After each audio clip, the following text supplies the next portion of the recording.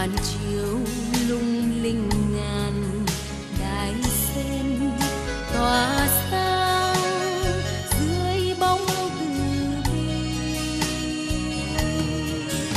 Lời kinh thiết tha nguyện cầu hòa chung tiếng mõ ngân vang bên mê bờ giác khơi trăng sao tỏa rạng thiên môn miệt bàn.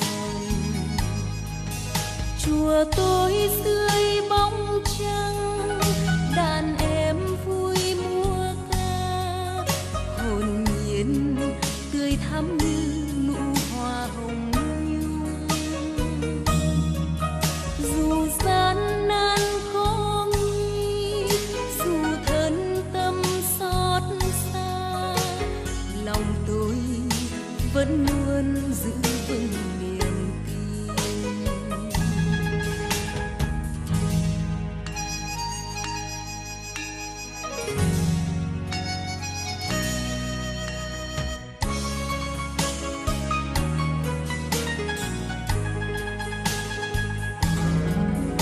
Dòng sông lam uốn quanh đồng lúa bát ngát xanh. Chùa tôi như đóa sen vươn lên trời cao. Ngàn hoa thơm thắm tươi, hàng cây cao lá xeo. Chùa tôi long lanh dưới nắng chiều rơi. Tiếng chuông chùa trầm lắng đem bao nguồn an vui hạnh phúc trong cõi trần ai. Chùa như ánh dương soi đường, lửa thiêng dưới ấm nơi nơi pháp luân truyền ánh đạo vàng. Chúng sanh giác ngộ từ quang nơi lòng. Chùa tôi bao mến thương, là nơi tôi lớn khôn, dạy tôi luôn sống vui chan hòa tình thương. Dù cho năm tháng qua, dù cho bao đổi thay, lòng tôi vẫn luôn nhớ mãi chùa xưa.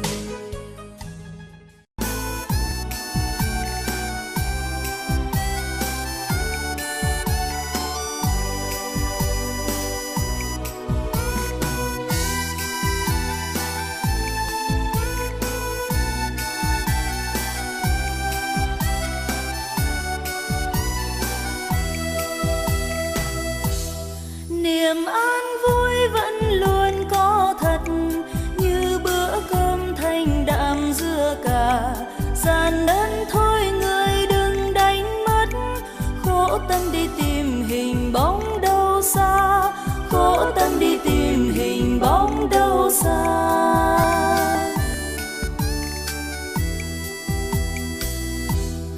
Phật quanh ta ở nơi ta bà, khi uống ăn nhớ niệm Di Đà. Và khi ta làm điều nhân ái, thấy y như là Phật đến trong ta, thấy y như là Phật đến trong ta.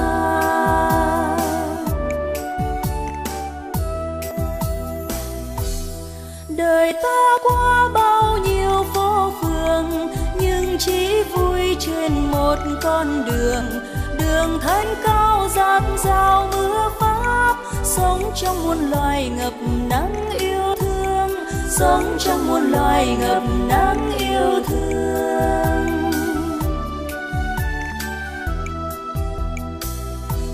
Về đi thôi dứt tan não phiền, xa nẻo mê danh lợi sắc tài, làm thân tâm hận sâu tê tái. Quyết quay trở về bờ giác an vui, quyết quay trở về bờ giác an vui.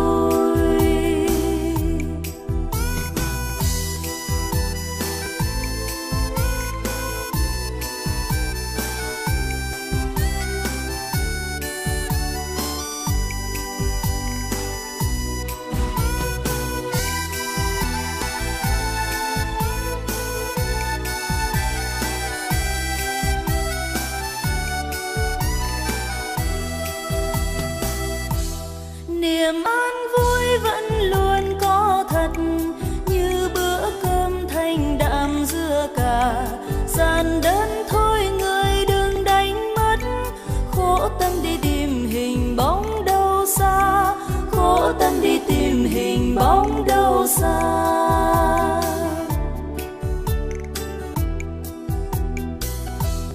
Phật quanh ta ở nơi ta bà, khi uống ăn nhớ niệm Di Đà. Và khi ta làm điều nhân ái, thấy y như là Phật đến trong ta, thấy y như là Phật đến trong ta.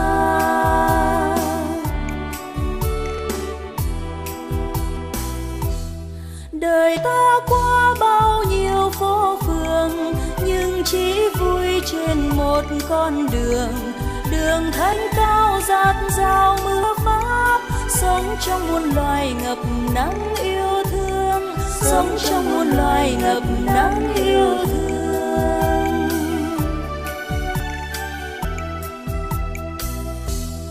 Về đi thôi dứt tan não phiền, xa nẻo mê danh lợi sắc tài, làm thân tâm hận sâu tế tái. Quyết quay trở về bờ giác an vui, quyết quay trở về bờ giác an vui. Quyết quay trở về bờ giác an vui, quyết quay trở về bờ giác an vui. Quyết quay trở về bờ giác an vui, quyết quay trở về bờ giác an vui.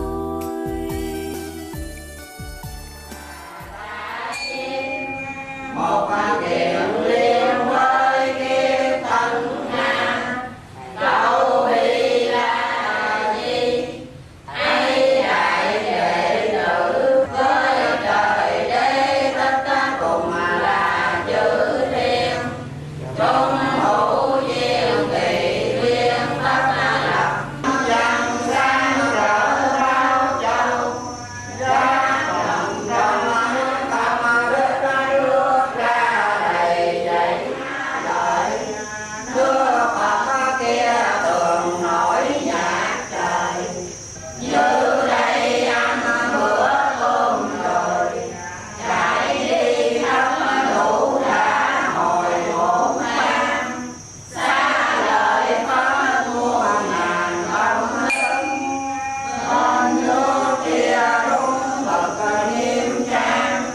Ngày đêm sao các sương ca, dịu dàng đủ tiếng thuần hòa phát âm. Diễn dựng hát thủ ca tiên đào hát tiền, xa lời có nhiều cực lạ. Có thường thường gió mát dịu dàng, có qua lấy hoàn toàn mà nên. Xa lời có kìa ơn Phật hiểu, thấy người sống khôn lường. Nên chư Phật tán dương công đức, hiệu Di Đà vô cực quang minh. Xa lời bên cõi lạc thành, Phật kia thọ mạng trường sanh khôn lường. Phật kia đệ tử trong đầy hạnh xa.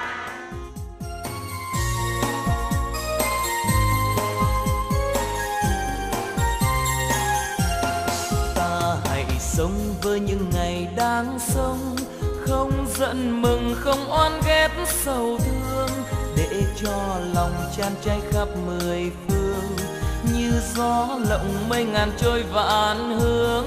Đời tăng nữ từ khi ta dẫn bước, bỏ sau lưng bao uế trượt phiền hà, bước vân du trong khắp nơi ta bà, chúng sanh bạn của chủ đó nhà ta.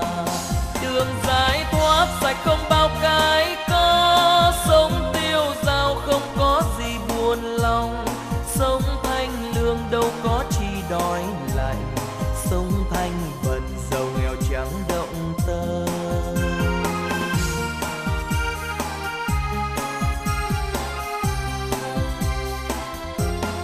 Bạn sẽ sống mãi muôn đời lúc chết, tâm thân này mang gió cát phù du, dẫu tan tành xương vỡ nát thịt da, môi vẫn cười trong niềm vui giải thoát.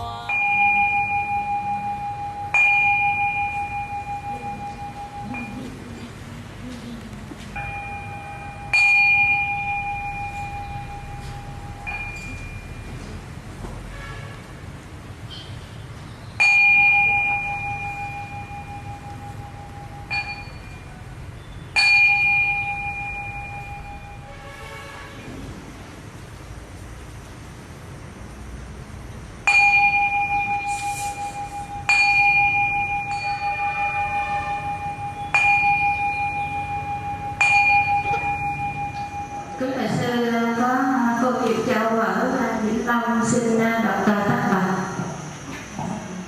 Nam mô Bổn Sư Thích Ca Mâu Ni Phật. Chúng con thành kính dâng lên đôi dòng tác bạch. Nam mô Bổn Sư Thích Ca Mâu Ni Phật. Kính lại chư Phật pháp tăng mười phương ba đời. Kính lại Đức Tôn Sư Minh Đăng Quang. Kính bạch thượng tọa, hôm nay là ngày 25 tháng 5 sau năm Kỷ Sửu 2009, là ngày cúng hội thường lệ. Chúng con Phật tử Đạt Ngọc, Diệu Châu cùng toàn thể anh chị em và thân bằng quyến thuộc thành kính thiết lễ trai tăng cúng dường tam bảo, thành tâm cung thỉnh thượng tọa, mở lòng bi mẫn chứng minh buổi lễ trai tăng, cầu siêu cho anh con là ông Dương Văn Ai lâm chung ngày 25 tháng 5 sau năm Kỷ Sửu, hưởng dương 53 tuổi. Chúng con xin hồi hướng phần phước lành mà chúng con làm được ngày hôm nay, ngưỡng mong thượng tọa trải từ tâm đem công đức tu hành, hồi hướng phước lành đến anh chúng con sớm được trực vãng Tây Phương siêu sanh tịnh độ, và cầu siêu cho thân phụ chúng con là ông Dương Văn Chi lâm chung ngày 7 tháng 3 năm 1972, bà Lê Thị Nha lâm chung ngày 17 tháng 8 năm 1973, và Nguyễn Hồng Tư pháp danh Minh Thiện lâm chung ngày 17 tháng 2 năm 2002. Nhờ hương linh nhờ thọ hưởng phần phước lành, và nhờ văn kinh thính pháp, nhất tâm niệm Phật, buông xả mọi duyên trần, để sớm vãng sanh về Tây Phương tịnh độ của Phật A Di Đà. Ngưỡng mong thượng tọa thì từ ban cho chúng con những lời pháp lành, để chúng con lấy đó làm tư lương, hầu ứng dụng tu tập để được an lạc giải thoát, cùng cầu siêu cho của quyền thất tổ, nội ngoại và pháp giới chúng sanh trong 10 phương, kẻ âm được siêu thoát, người dương được an lành. Chúng con đồng hành tâm tịnh lễ. Nam mô Bổn Sư Thích Ca Mâu Ni Phật. Mô Phật.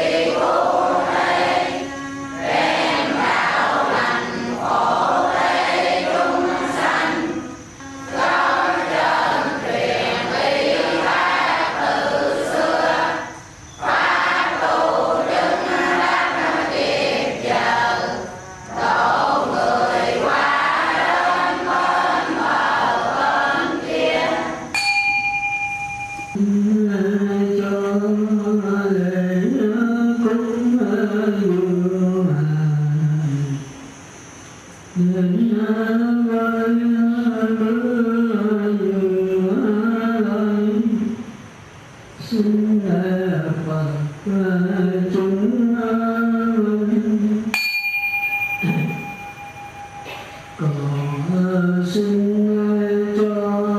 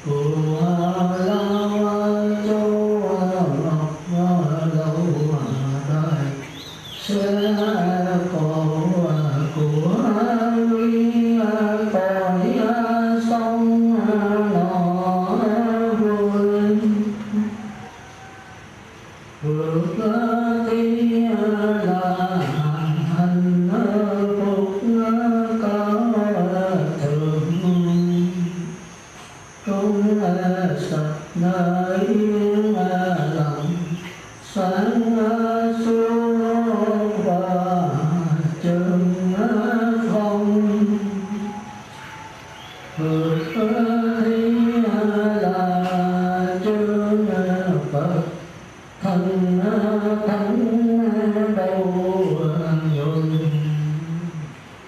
nhưng từ quảng đại để yêu thiên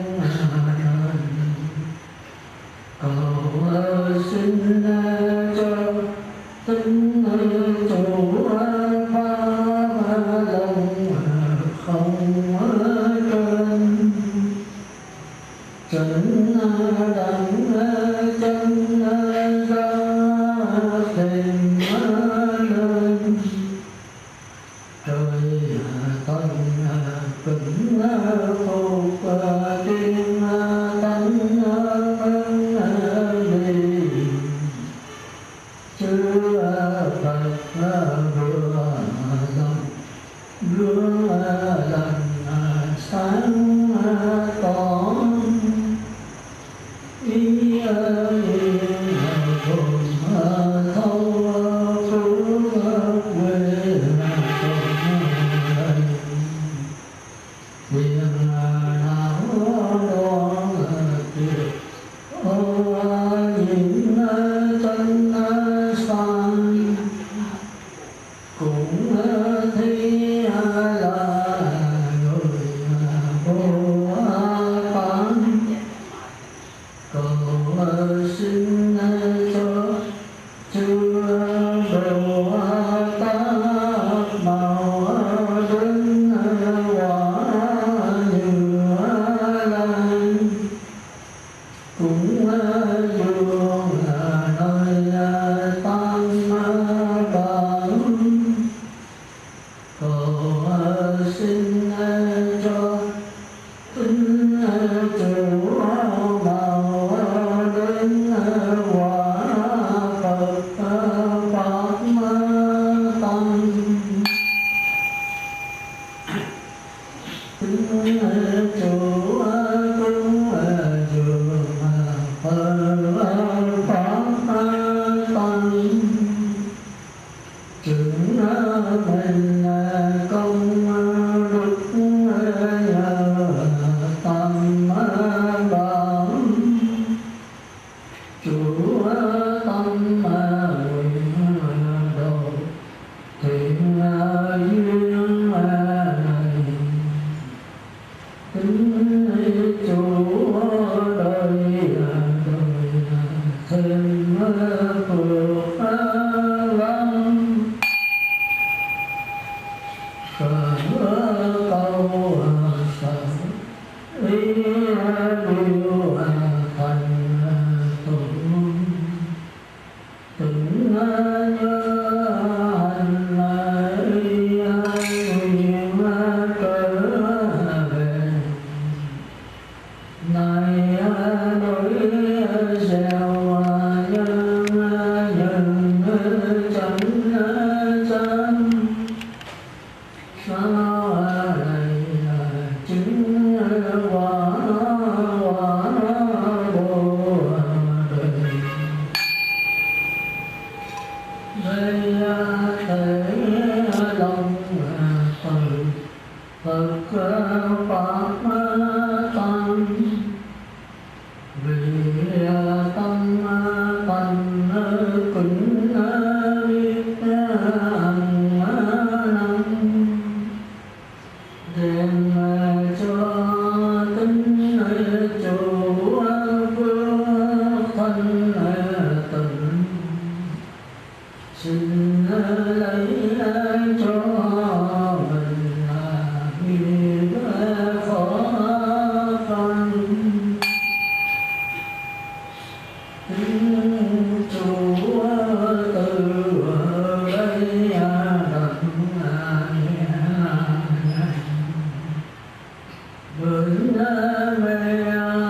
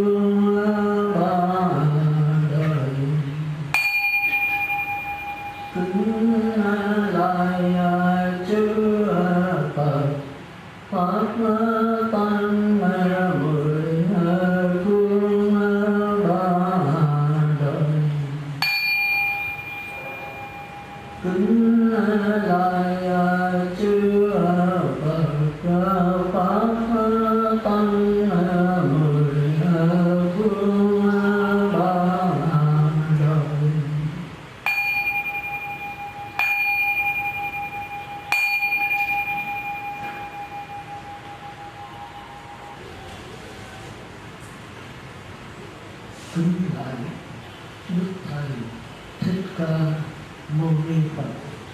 Mô Phật. Hôm nay cũng có duyên làm việc Phật Pháp, mà cũng là ngày 29 tháng 5 tháng 6 thì cũng là ngày cúng hội thường lệ của đấng khất sĩ, mà cũng là ngày thất bái của cô Dung và cô Gấm, và cũng có Phật tử nhờ các sư từ bi chú nguyện cầu siêu cho ông Dương Văn Ngai lâm chung ngày 25 tháng 5 sau năm Kỷ Sửu 2009, hưởng dương 53 tuổi, và ông Dương Văn Chi lâm chung ngày 7 tháng 3 72, bà Lê Thị Nga lâm chung ngày 17 tháng 8 73, ông Nguyễn Hồng Tư pháp danh Minh Thiện lâm chung ngày 17 tháng 2 2002. Đó là lý do có buổi lý cúng hội và trai tăng hôm nay. Thì tín chủ đã tác bạch vừa xong, sau đó chư Phật tử có đọc kinh Tam Bảo để cúng dường ngôi Tam Bảo, và các sư cũng đã đọc bài kinh Phúc Thí, mục đích là chứng minh ngày xuất bát hôm nay của cô Gấm, cô Dung, và cầu siêu cũng như cầu an cho các hương linh mà tôi vừa đọc và ông Thượng Phước vừa đọc.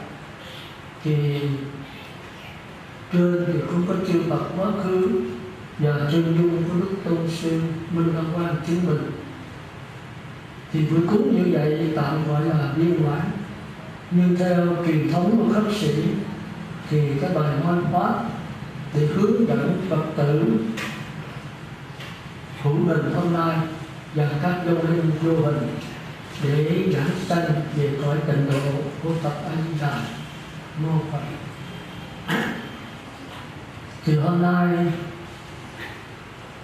tôi xin nói về gồm có 4 phần tất cả về vấn đề cầu an cầu siêu, tức là vấn đề sanh tử của chúng ta. Vì theo đạo Phật cũng như các tôn giáo và những người kiến thức có chút suy nghĩ thì vấn đề sống chết là vấn đề quan trọng hơn đó.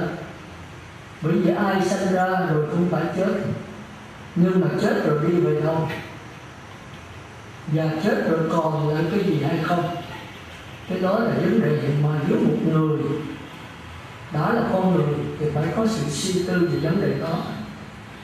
Còn nếu chết là hết thì tại sao lại hết, rồi nếu chết là còn thì còn lại cái gì? Đó là điều quan trọng nhất, vì tất cả mọi người ai cũng phải chết. Sanh ra là để chết, chết là để tiếp tục mang sắc thân khác.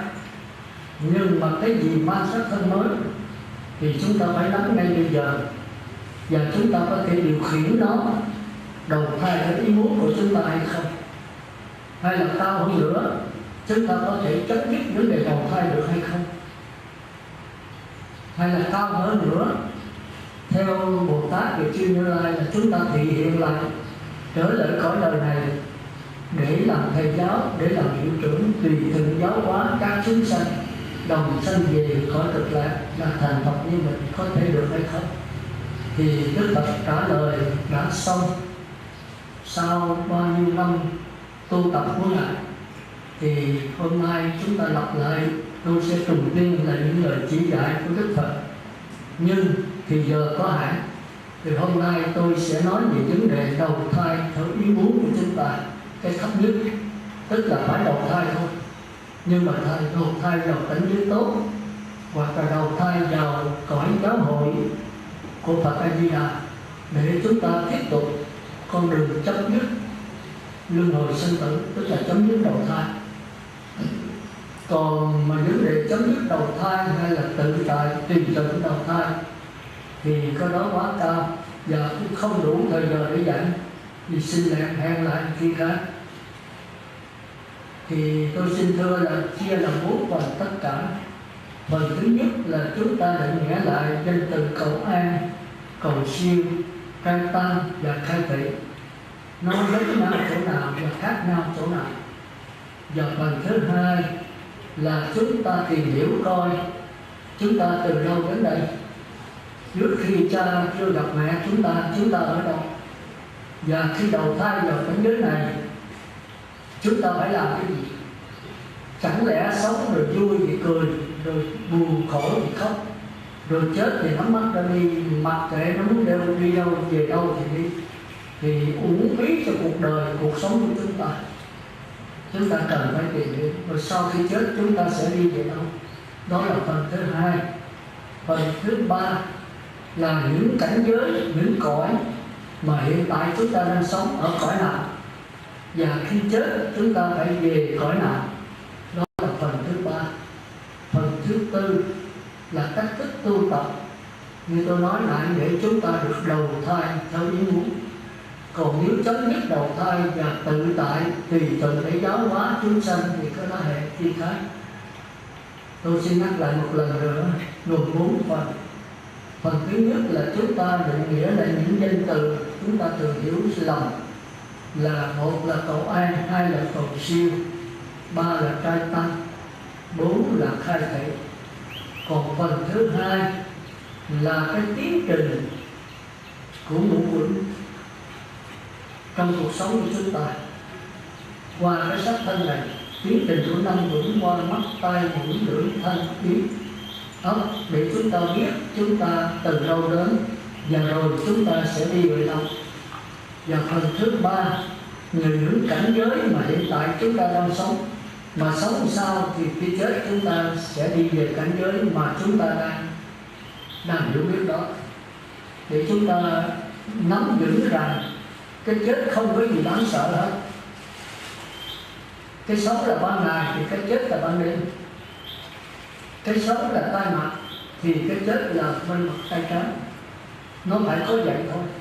Cái phước là luôn luôn chúng ta phải nhớ có cái tai họa nằm ẩn trong đó, thì hết phước sẽ tới tai họa. Mà gặp tai họa chúng ta sẽ biết rồi nó qua đi, rồi cái phước đó sẽ đến.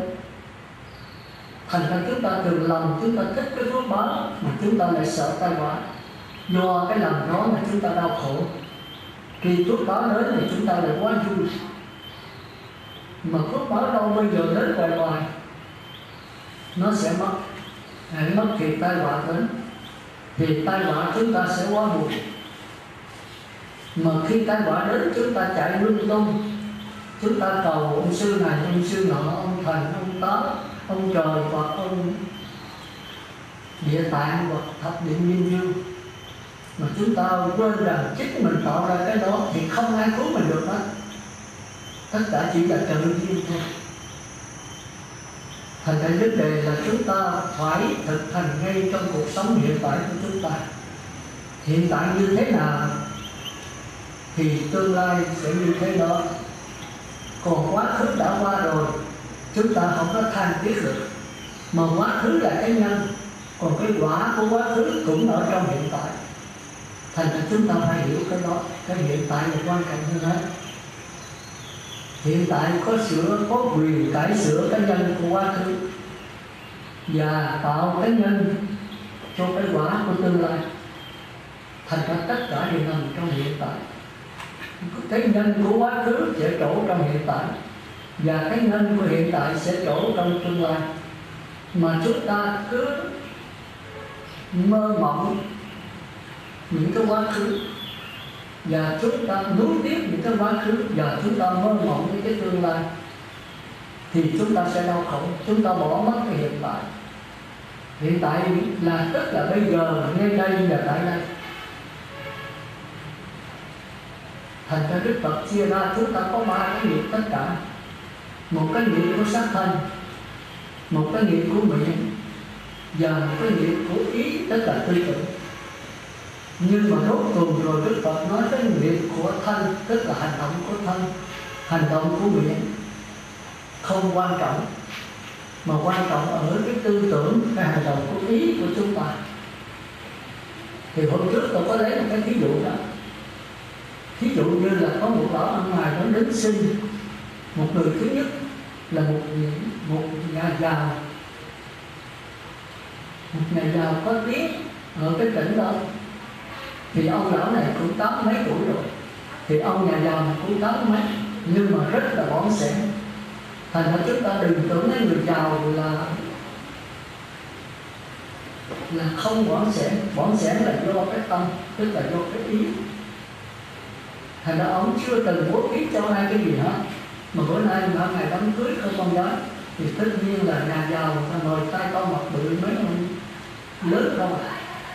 Bây giờ ông lão đến xin không cho thì mất mặt, mà cho ít thì coi cũng không được, thành ra buộc lòng phải cho, miễn cưỡng mà cho.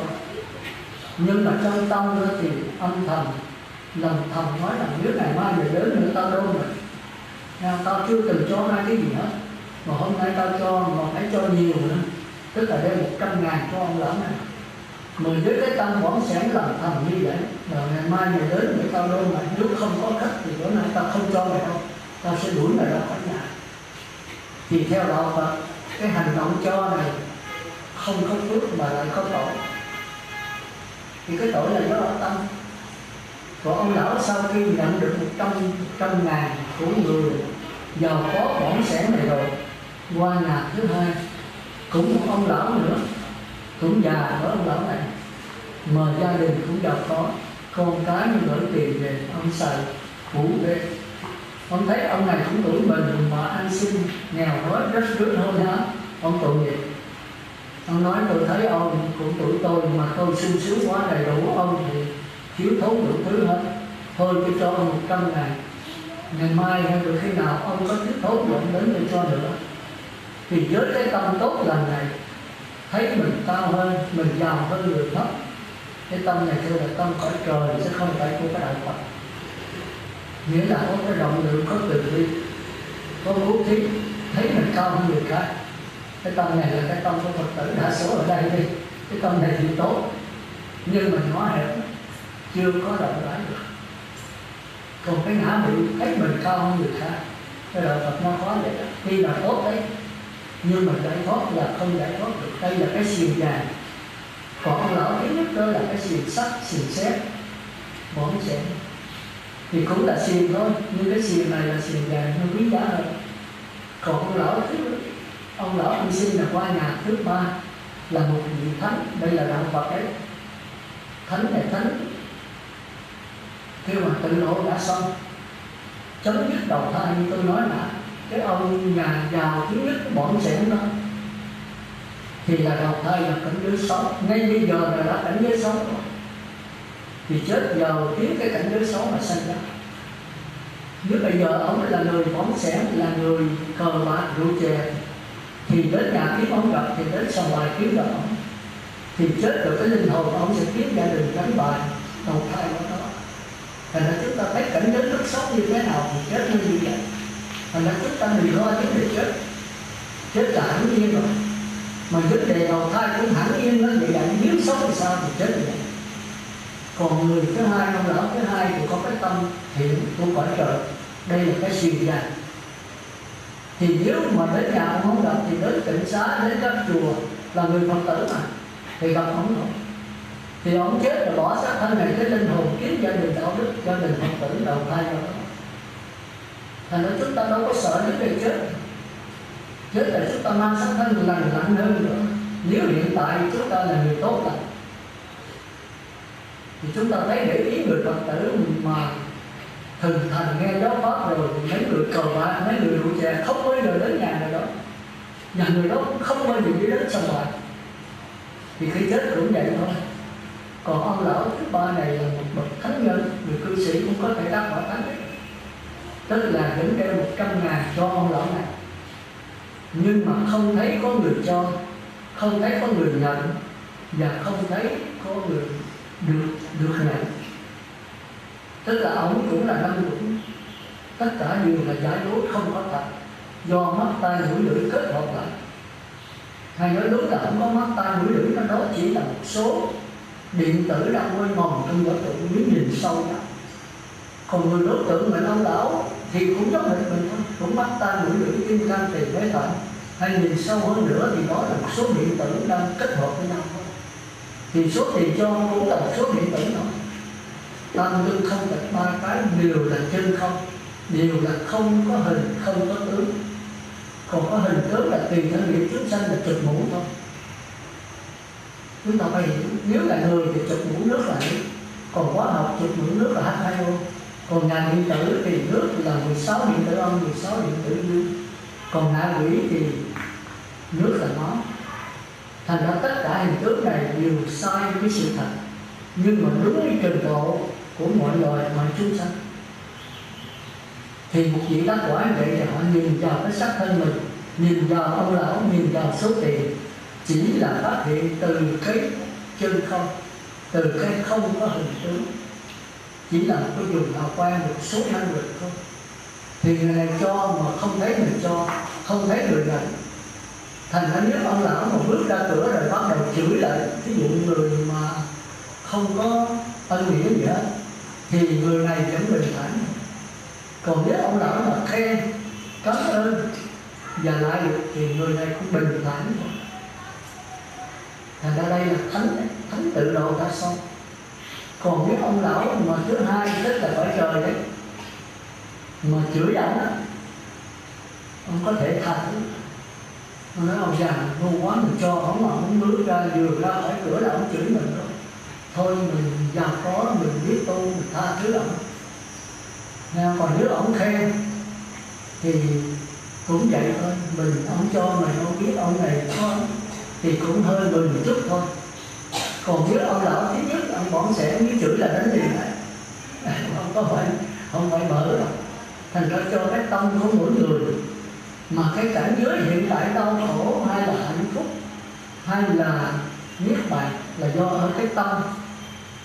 Còn cái việc làm thì chúng ta thấy nó cũng vậy, cũng cho một ông lão ăn ngoài, cũng một số tiền giống nhau, nhưng mà người thì xa đọa xuống 4 đường ác, người thì sanh về cõi trời, người thì không đầu thai vào đâu hết. Còn ông lão thứ tư mới là độc đáo đấy, tức là Bồ Tát Thánh đấy. Ông cho ông lão này số tiền có 100.000, nhưng mà ông chiếu soi dùng cái chân không giống như A-la-hán, chiếu soi vào cái A-la-gia, tức là cái linh hồn của ông lão này. Còn ông lão này tìm kiếm đã tạo những cái quả báo gì, những cái nhân gì, bữa nay phải hưởng cái quả này. Nếu mình cho ông mà không dạy ông cách tu ra kiếp sau ông sẽ hành sinh nữa, cái quả báo ông chưa trả hết, thì bây giờ ông phải lấy cái nghiệp thiện, cái xiềng vàng để thay thế cái xiềng sắt, thì mới chỉ ông cách tu. Kiếp trước ông cho bọn sẽ như thế nào, cái tiền kiếp ông không biết đâu, thì bây giờ ông tiếp tục như vậy là kiếp sau ông khổ nữa. Ông phải thọ tam quy y Phật pháp tam, ông phải giữ 5 giới, ông phải niệm Phật đến từ 1 đến 10 niệm Phật, khỏi cần niệm Phật nữa. Tới đây ông có thể chuyển nghiệp ngay bây giờ hiện tại đây. Còn ông phải quán các pháp là vô thường, vô ngã, khổ đau, như tôi nói sơ thôi. Rồi thì ông Bồ Tát này mới chỉ cho ông lão này cách tu, hoặc là theo hơi thở, hoặc là niệm Phật Di Đà. Và sau khi được tới giai đoạn thứ 3, khỏi cần niệm Phật nữa, thì phải quán xét cuộc đời là vô thường, vô ngã, và khổ đau,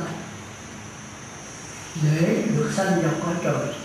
Và nếu mà ông lão gặp chuyện kiến thức nữa thì có thể thấy được các pháp là không có hình tướng, thật tướng các pháp, thì ông lão có thể qua quả thánh, giống như vị A-la-hán, giống như mình họ.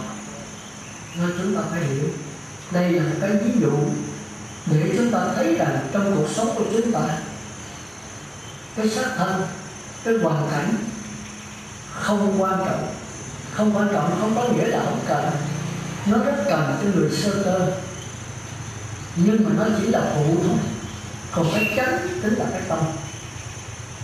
Nhưng mà nên nhớ, nếu mà còn ngu si, còn kém thì phải có thầy sát, có bạn lành. Nhưng mà không phải nương vào thầy, nương vào bạn hoài. Khi lúc mình chưa đứng vững thì mình phải nương vào mẹ mình, nương vào cây gậy. Nhưng khi lớn rồi mình phải giúp tay mẹ, mình để mình làm mẹ làm sao. Thành ra người ta nói nuôi con là để đền ơn cha mẹ, chứ không có nghĩa là đeo cái cha mẹ mãi. Thành ra cái hoàn cảnh, cái xác thân vẫn là quan trọng, nhưng mà nó chỉ là phụ thôi. Còn cái chánh là cái tâm.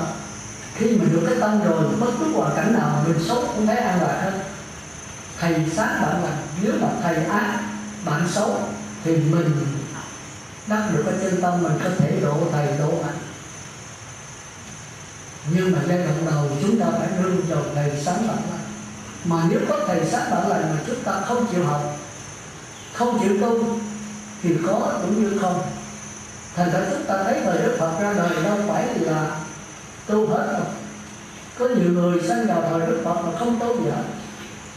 Đức Phật cái nước Ấn Độ rất lớn vậy mà chỉ có 1250 vị là thánh nhân thôi, thì chúng ta thấy đạo Phật cũng nhỏ xíu,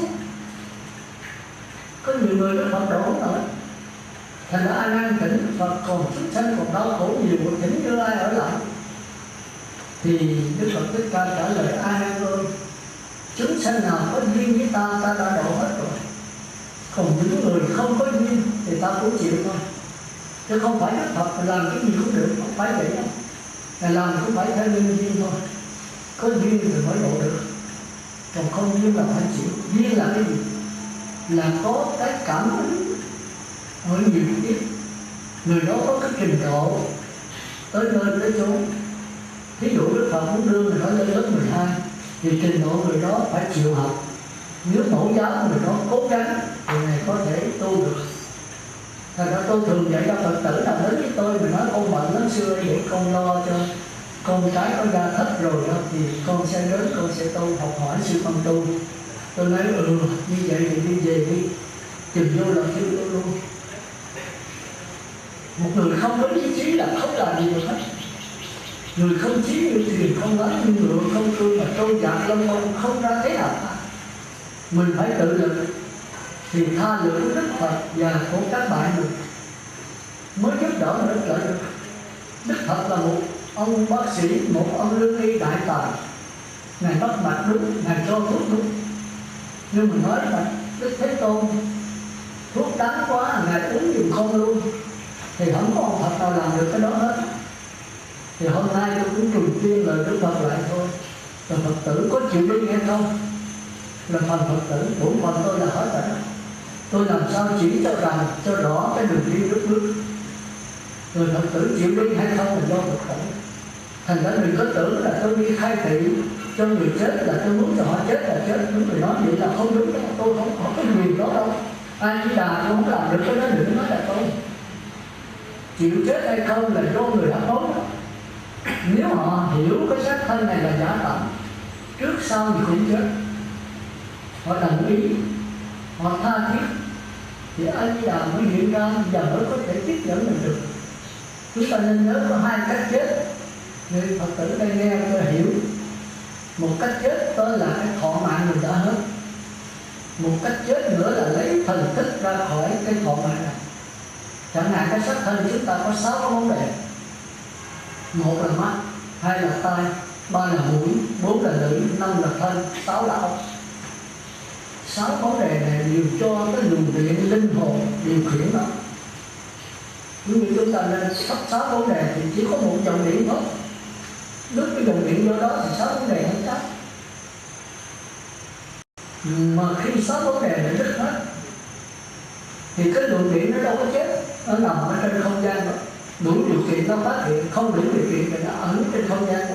Bởi vì nó không có hình, nó bàn bạc trên không gian giống như cái làn gió, giống như cái làn sóng. Thì khi đủ điều kiện như chúng ta thấy điện đây, mà chúng ta tắt cái quạt máy và điện đến còn. Nhưng mà không đủ điều kiện thì nó không quạt được. Vấn đề này cũng vậy.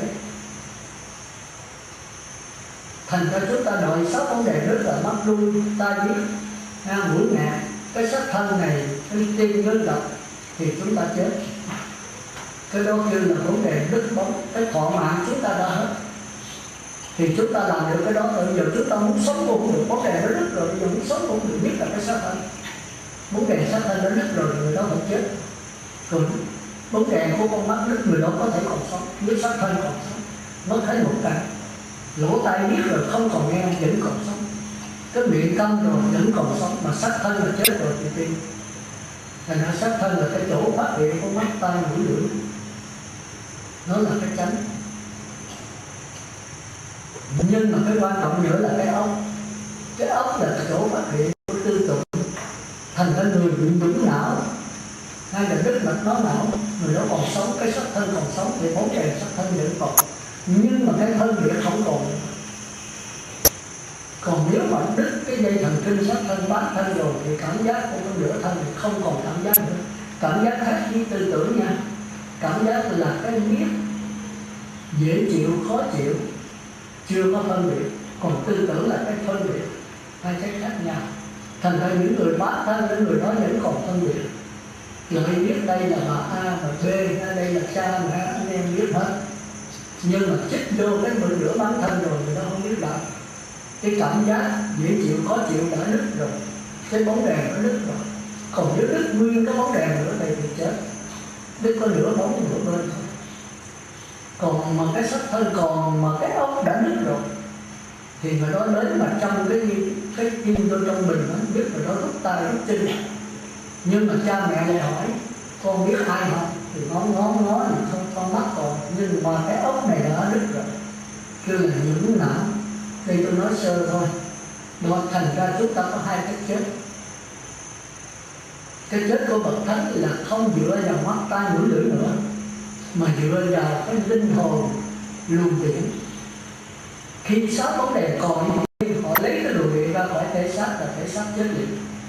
Mặc dầu mắt tai mũi lưỡi thân ốc còn tốt như thường, nhưng mà không có luồng điện bị để bỏ thôi. Thành ra Phật tử thường đến tôi tôi hỏi đôi tay thấy không? Mày thấy bằng gì? Nói bạch sư con thấy bằng mắt.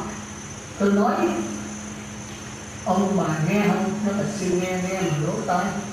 Con đi bằng cái chân, con thở bằng cái mũi, con nít nó không biết. Nhưng mà người Phật tử nhiều khi không biết. Nói như vậy là không đúng lắm. Nếu thấy mà con mắt nghe mà lỗ tai ngửi mà lỗ mũi đi bằng cái chân, thì bây giờ có người bạn ở đây trúng gió ngã xuống chết, hay là tai biến nhồi máu tôi đi chết liền tại chỗ, thì cái thầy ma là có thấy, có nghe, có đi, có ngửi, có nói. Cái thầy ma mà nói gì sư mà thấy gì, tôi nói gì sao con mắt đâu đổ cái miệng đó. Bây giờ mình nói thấy con mắt nghe bằng tay thì thấy ma hồi nãy tại sao thấy bây giờ không thấy? Thì tạo cái luồng điện linh hồn đó ra khỏi rồi.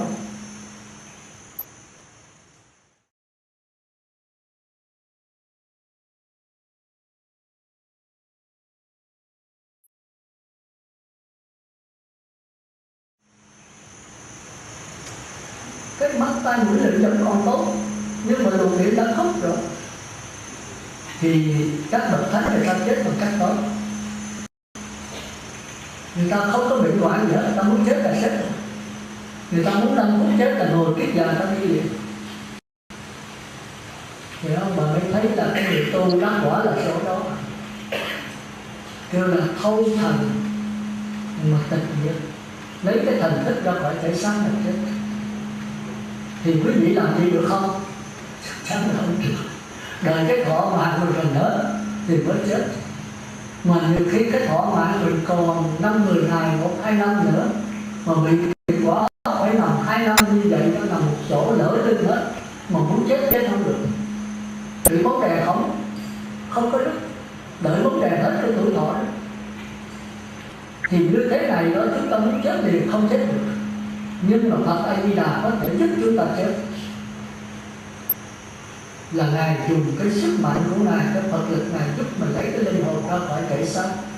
Thì cái hồn nó chơi lơn, thì Ngài đưa cái bông sen đó, thì cái nhớ nghĩ tưởng linh hồn nhập vào cái bông sen, mang sắc thân đi qua quá sanh, gá vào cái bông sen. Chúng ta phải hiểu cái đó. Còn những người mà đắc quả thánh rồi, A-la-hán phải lên ra khỏi Phật A Di Đà. Người ta muốn chết lúc nào chết, ta muốn sống thêm 10 năm nữa, 100 năm nữa vẫn được. Ta muốn chết ngay bây giờ là tại đây cũng được. Ta muốn chết ngồi, chết đứng, chết nằm, chết trống ông gì vẫn được hết. Đó là những bậc thánh. Nếu chúng ta chịu tu mà tu đúng thì chúng ta vẫn đạt như vậy như thường. Nhưng mà nói đúng chúng ta quá lười. Chúng ta thấy cái gì khó khăn là rút, cái gì dễ là đến, cái gì khó là rút luôn. Chỗ nào hùng nào hồng ăn uống nhậu nhẹt rồi là chúng ta khoái đó. Chỗ nào thanh tịnh mà ngồi thiền là chúng ta lắc đầu, chúng ta rút lui liền. Ăn chay thì sốt ruột mà cạo đầu thì rát da. Ngồi thiền thì mỏi chân. Chúng ta kiếm mấy cái dễ không? Mà cái dễ làm sao kiếm đến đạo hóa được? Chúng ta phải cực khổ, phải ngồi thiền, phải quán xét cuộc sống này. Phải đừng tham sắc tài danh lợi ăn uống đủ miệng, dứt đi những cái đó. người chúng ta lại ham ăn, có người ăn chay 1-2 ngày ăn không nổi, muốn gì ăn chay trường hay chay ngọ thì có thể chết rồi. Miếng ăn là miếng tồn tại, chúng ta nên nhớ vậy. Mà nếu do cái ăn, cái mặc, cái ở, cái bệnh rồi thì chúng ta không thể tu được. Ăn đã rồi lựa đồ ngon, thịt bò, bún bò 7 món, rồi uống thì muốn uống cà phê, uống nước đặc biệt không, chứ còn uống nước chính là không được. Rồi mặc ý vậy cũng rất là xin lỗi mấy cô. Thì người nữ xe xua chuyên nghiệp đủ tất, 10 son quá phấn rồi quần áo mặc 10 mấy bộ, làm sao tốt. Tối ngày đâu ăn cái đó thì phải làm chết rồi chết tổ. Mình có đồng tiền mới mua sống được. Dép thì một đôi thôi, cả chục đôi, kiểu này kiểu khác. Mà không biết cái đó là chết cái xác thân này. Cái ăn mặc nó bệnh nó đài cái xác thân này, có người làm tới 20 tiếng, 18 tiếng. Rồi có người thì không phải vì mình mà vì người khác, đem về Việt Nam để bố thí giúp cho những người nghèo. Cái này thì tốt đấy, nhưng mà không thành Phật được đâu. Có thể thành trời. Thành ra mấy người tu phước là nói là siêu bác cái này tu phước không có bác, không tu phước làm sao qua trí huệ được. Nhưng mà dừng ở cái phước đó là phạm giới cấm thủ. Cái phước báo là cái phương tiện để mà qua trí huệ. Con bố thí vậy rồi tai nạn tới dẫn tới như thường. Người tu trí huệ không có tai nạn là vẫn có như thường. Tu phước vẫn có tai nạn, tu huệ cũng có tai nạn. Nhưng mà tu phước rồi thì đau khổ, tu huệ người ta tỉnh quen. Tai nạn dẫn đến với mọi người, đầu con người tu trí vậy. Đức Phật cũng dẫn bệnh vậy vậy. Một kiều liên bị ăn thuốc đánh tới chết, nhưng điều tỉnh 6-7 bữa sau chết, đánh tới bồng mình hết. Nhưng mà nhất định là cái này không khổ à. Nó khác với chúng ta ở chỗ đó. Đức Phật cũng bệnh vậy, đi kiết lỵ 30-40 lần, nhưng nhất định là Ngài không khổ. Còn chúng ta bệnh, chúng ta la trời trách tất, chúng ta chửi mắng, chúng ta quậy tùm lum. Ngài ăn độ mà cũng biết chua cay đắng chát mặn nồng, nhưng mà những cái ngon, cái ngọt Ngài không có thèm, không có gì mà được. Rồi những cái chua cay đắng chát mà không có hại sức khỏe, cái này vẫn ăn, Ngài không chê, không ghét. Khác ở cái tâm. Chúng ta nên nhớ chỗ đó. Chư Phật tử phải hiểu cho đó. Thành ra cái định nghĩa của tôi là cầu an, cầu siêu, cai tăng và khai thị là cho người sống và ngay bây giờ và tại đây. Thường chúng ta chia cầu an cho người sống, cầu siêu cho người chết. An là yên ổn, tai qua nạn khỏi, tập hạnh tiêu trừ.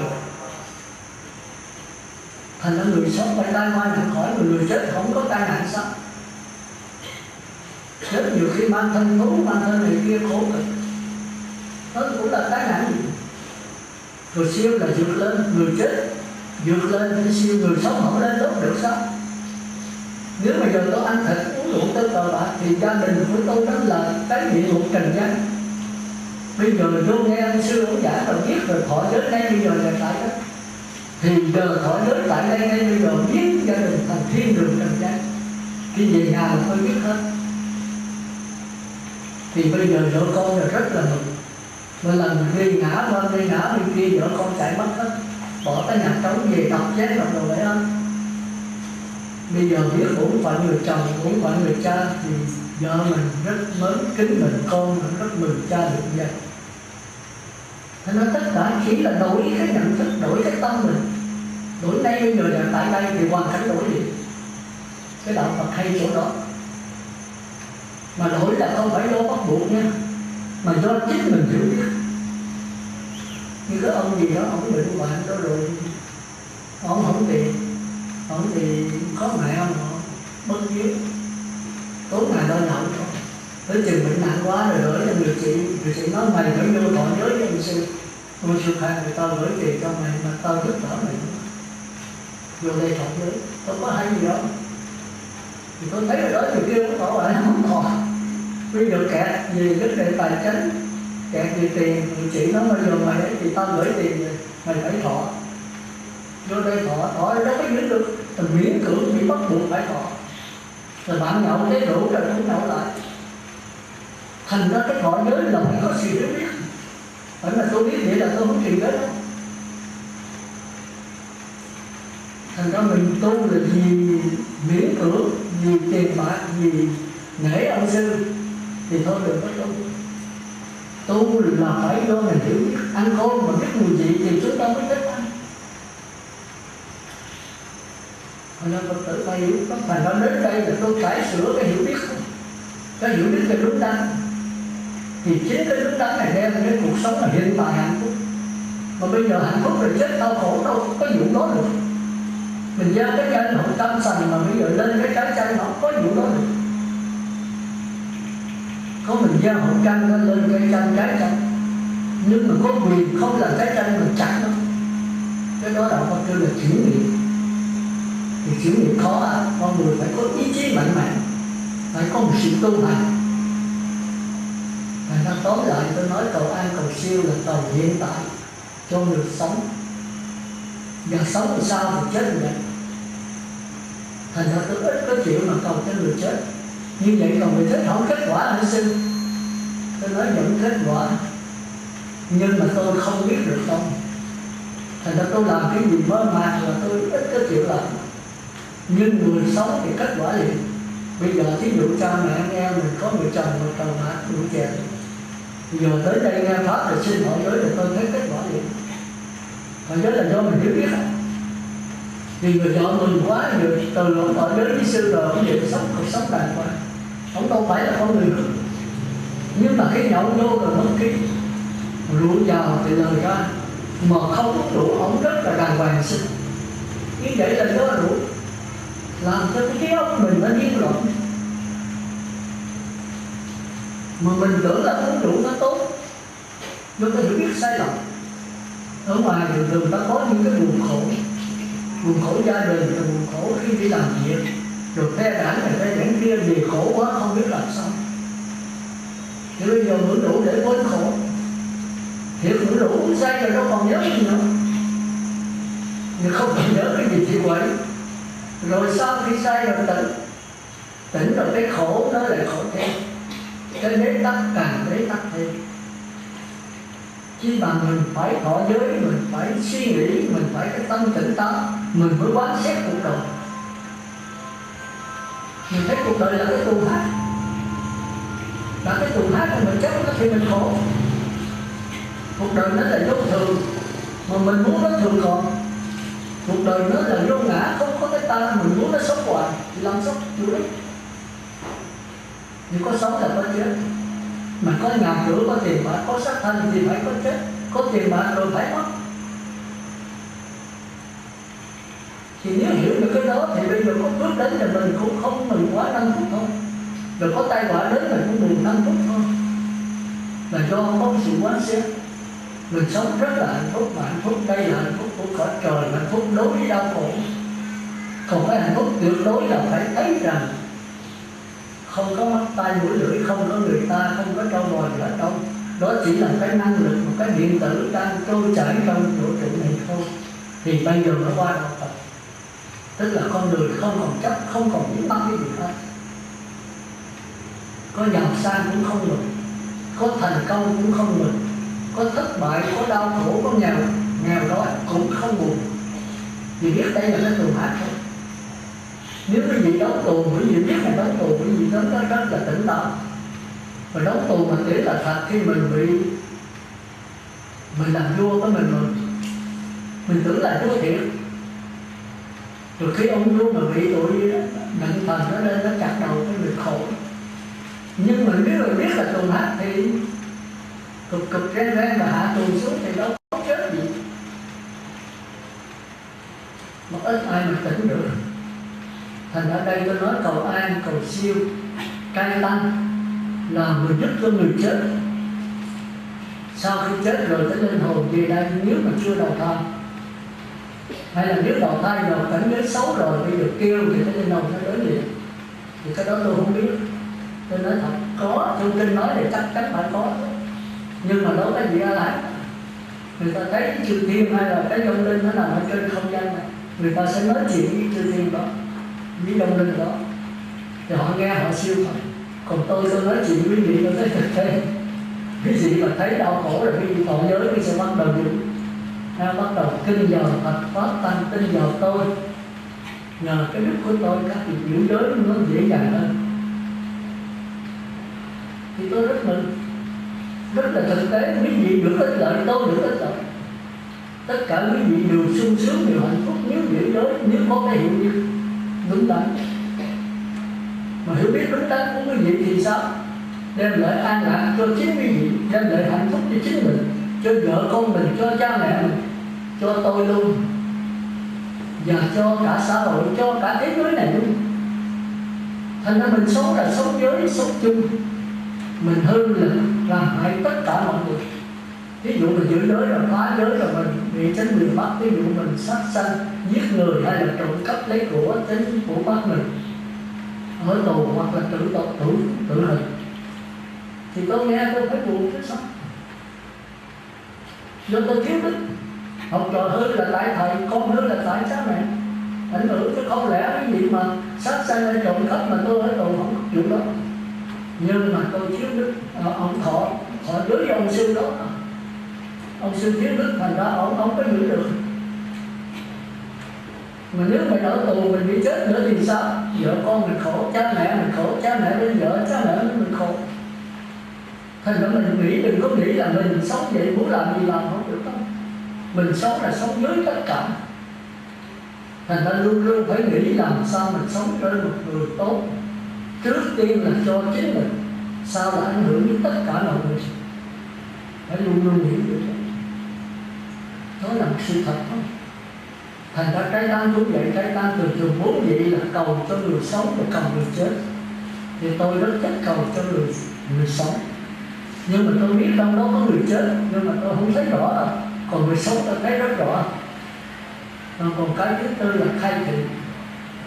Khai là mở, thị là chỉ cho người chết biết lợi sau khi mình chết còn cái gì.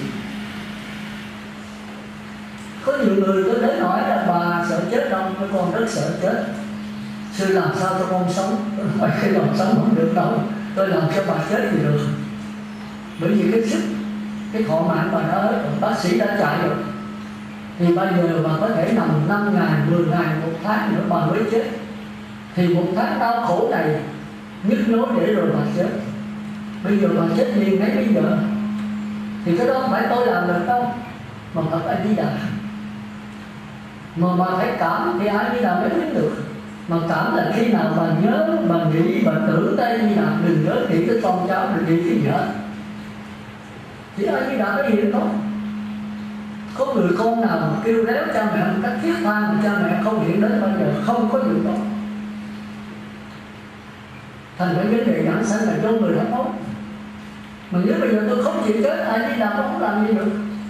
Và nói giờ Phật giúp cho Như Lai, giúp cho con lấy cái thần thức con, cái linh hồn ra khỏi cái xác hồn vàng như vậy. Con còn con cái một đống, con sống thêm 5-7 ngày nữa, 1-2 tháng nữa con mới chết. Cái thọ mạng con hết, con sống thêm 9-10 năm. Như Lai nó không có 9-10 năm đâu, thọ mạng của con 1-2 tháng nữa thôi.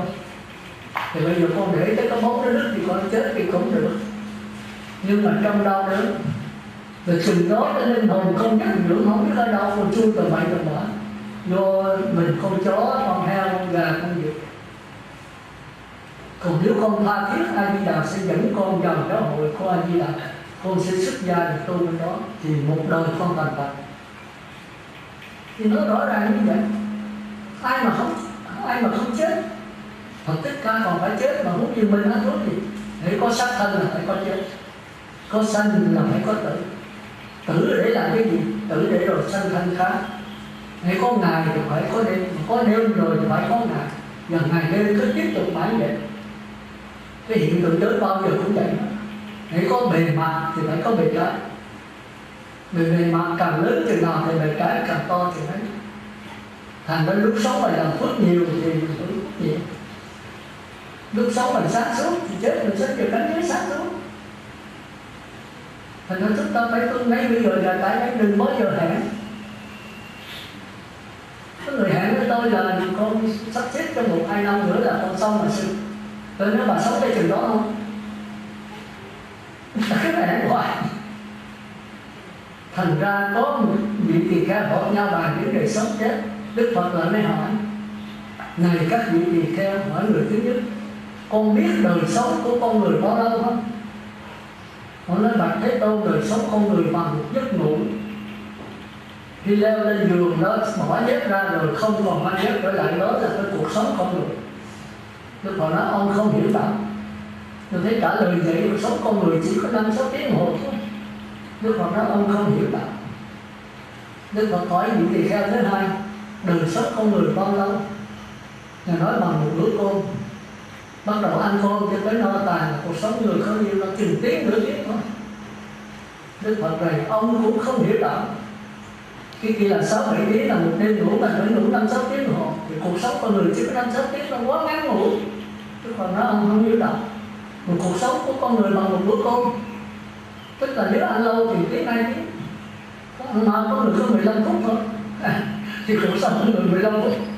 Thế mà Ngài nói không hiểu đạo. Hỏi vị tỳ kheo thứ ba: cái bạch Thế Tôn, đời sống con người chỉ có trong hơi thở thôi. Con hít vô con không thể ra thế rồi. 3 tấc hơi còn trong muôn ngàn kế, 3 tấc hơi dứt thì bỏ phế sạch trơn. Lúc mà nói ông hiểu đạo. Tôi ngồi đây tôi nói pháp là tôi hít vô tôi không thở ra thì rồi. Tôi nói ra đi rồi. Chỉ có hơi thở này thôi. Bây giờ mình hãy biết hơi thở từng nào chứ. Nhồi máu cơ tim một cái là đi liền bây giờ. Đứt mạch máu não đi liền bây giờ. Bây giờ cái chết rất là dễ dàng. Thế mà chúng ta tỉnh quen. Chừng nào mà nước ngập tới châu chân rồi mới là bắt đầu nhảy, bắt đầu lá tung sừng hết. Kiếm ai bây giờ? Kiếm ông sư, ông không làm gì được đâu. Kiếm Phật A Di Đà, Di Đà cũng không làm gì được đâu. Mình muốn nhờ Di Đà mình phải thiết tha. Thiết tha là gì? Tức là đừng nhớ thì chỉ nhớ A Di Đà, nhớ nghĩ tưởng A Di Đà. Mà mình còn không biết cái linh hồn mình là cái gì nữa mà làm sao? Cái nhớ cái nghĩ tưởng mà nghĩ là óc, không phải đâu. Nó mượn cái óc để phát hiện thôi. Khi tiếng nói đây là đài phát thanh Trà Vinh thì tiếng nói không phải ở ống loa. Ống loa óc chỉ là cái cơ quan làm phát hiện cái tiếng nói, cái làn sóng của linh hồn thôi. Cái làn sóng linh hồn mới mượn cái ống loa óc này để phát ra tiếng nói. Thì tiếng nói đâu phải là ống loa, không có, mà chính là làn sóng linh hồn. Thành ra cái làn sóng linh hồn nó ra khỏi cái thùng radio này rồi thì thùng radio sẽ đi tiêu, mặc dù vẫn còn tốt. Chúng ta phải hiểu cái đó.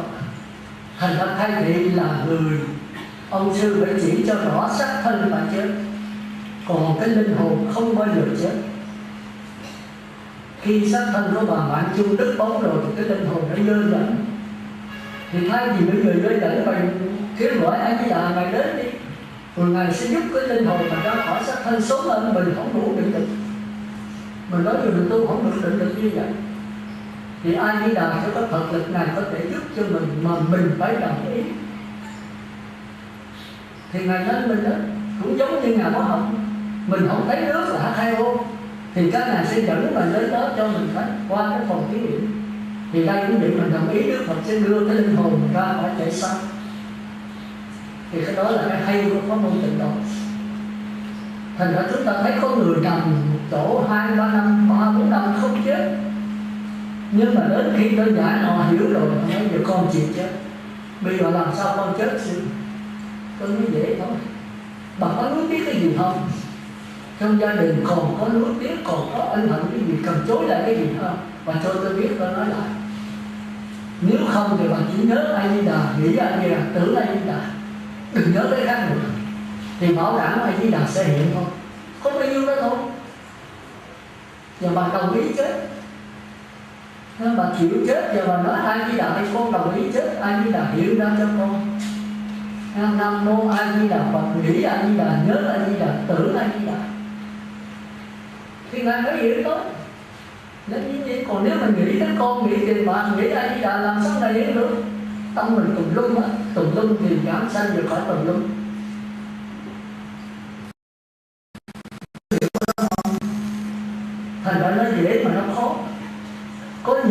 hồi sống không có niệm Phật, nhưng mà cái căn cơ người ta nhiều khi cái định lực người ta rất mạnh.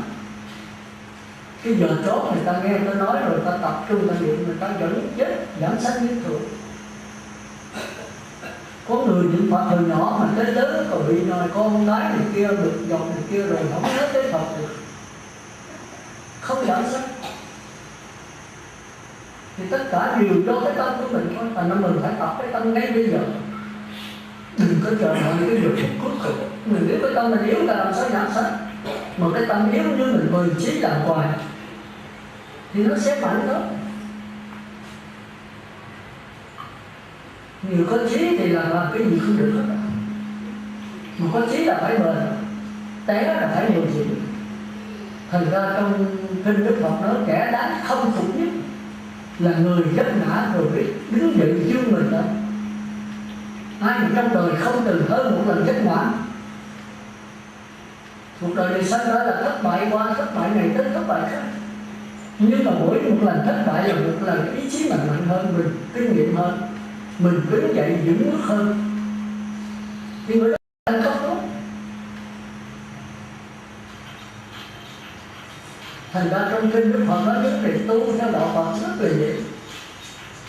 Sắc thân bệnh hoạn không quan trọng, hoàn cảnh nghèo khó không quan trọng. Chồng say sưa cờ bạc, con cái hư không quan trọng. Mà quan trọng ở cái bền bỉ và cái tâm hiểu biết của mình. Cái tâm hiểu biết là do mình ở trong hoàn cảnh gì bên ngoài. Nhiều người hoàn cảnh là ta rất là vĩ đại mà ta vẫn tốt được, ta vẫn thấy hạnh phúc. Còn có nhiều người rất giàu sang, 3-4 căn nhà lầu, mấy chục chiếc xe hơi mà nhảy đầu tự tử. Là vì sao? Vì cái hiểu biết quá kém. Không có cái Phật tử nào cũng là vậy. Tôi nói là tôi đã được mình. Một Phật tử đó từng thành. Mà người đứa con thì hơi nó bụi đời. Rồi hôm trước là kêu công an bị bắt nó lên Sài Gòn tập huấn nó gì trên đó rồi thả nó về nó trở nên tốt. Tôi nói nó chưa tốt đâu nha. Rồi là khổ tính đây cái gì tôi nói được. Cô dạy không được, cô để cho tránh phủ dạy nó. Thì khi mà thả nó về nó trở nên người tốt. Tôi nói tốt chứ mà bạn thì nó bè đấy. Cô đừng cho tới bạn số nữa, bạn cũ. Cô không nghe đâu buôn bán lo ấy là thôi nhỏ hư lắm. Mấy cái bạn cũ là nó đủ rồi đi bây giờ hư nữa. Rồi cô khổ quá thì cái khổ làm cho bệnh. Là con mất yếu mà bệnh hoạn. Cô vô nói tôi cô là chết. Tôi nói tôi tự mới nói đó là tôi tạo đầu. Chết chưa hẳn là thoát dòng đau khổ. Vì bên kia tự tự thấy con sách.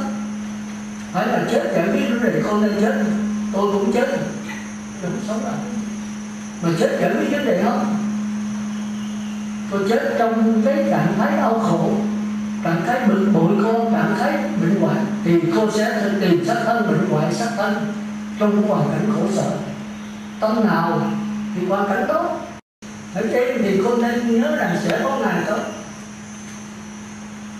Cuộc sống bao giờ nó cũng vậy. Con nó hư đó là không phải tại nó đâu, mà con nên nhớ con một phần rất lớn trong đó. Thành ra người Phật tử có hai cách để mình giúp đỡ cho gia đình hạnh phúc. Một là cho chồng, hai là cho con và những người xung quanh. Thứ nhất đó là mình phải hiểu cái hoàn cảnh xã hội bây giờ nó như vậy thì con mình hướng là lấy gì. Bây giờ tuổi đời tuổi trẻ bây giờ không biết là bao nhiêu. Nhưng mà tại mình không để ý, mình lo làm ăn lo này kia, mình cuộc sống bây giờ khó khăn, mình phải để một phần đi. Mình làm lúc có giàu có mà nó hư thì mình tốn còn nhiều hơn nữa. Mà còn mình bận tâm mình đau khổ nữa. Mà cái đau khổ sẽ làm cho mình bệnh hoạn. Thì có hoàn cảnh đối với người sơ cơ rất là quan trọng. Hoàn cảnh nó giúp cho cái tâm nó tốt. Nếu mà gần thầy sát bạn lành thì nó không bao giờ hư.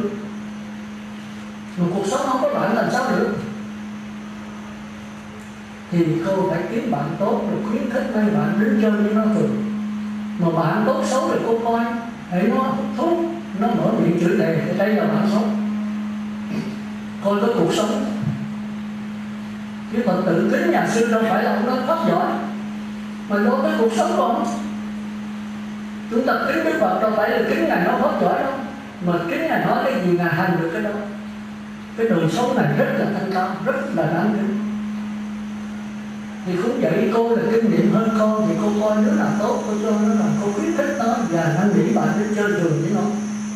Rồi cô coi thầy nào sáng, nhà sư nào tốt, sư cô nào tốt, cô hướng dẫn nó đến chùa. Thì nó cần thầy sáng bạn làm sao nó hướng được. Thì nó hơn một phần lớn lỗ của cô lo buôn bán, cô bỏ bê cho nó. Mà tôi đã nói với cô mấy lần rồi. Bây giờ nó tốt rồi đó, nhưng mà nó chơi với bạn cũ nó hơn nữa đấy. Rồi cô cũng đâu buôn bán đâu, cô không nghĩ gì tới bây giờ hư, cô cho cô khóc, cô là tự tội. Thì đúng ra một người Phật tử là có hai cách độ. Một là mình tạo hoàn cảnh cho con, dẫn con đến chùa, coi chùa phải lựa nhà sư, sư cô là đàng hoàng đây, không là chết đấy. Nó chán vài đời nó vô là không sư cô mà tiền bạc ấy nữa rồi nó biết đi đâu đây. Chúng ta chán đời vô đạo là chán đạo đi đâu. Thành ra chỗ nào cũng có người tốt người xấu, chúng ta nên nhớ vậy. Thầy giáo cũng vậy, có thầy giáo tốt, có thầy giáo xấu. Bạn cũng có người tốt người xấu. Thì chúng ta là người cha mẹ, chúng ta gần hơn, kinh nghiệm hơn nó, chúng ta phải hiểu cho nó.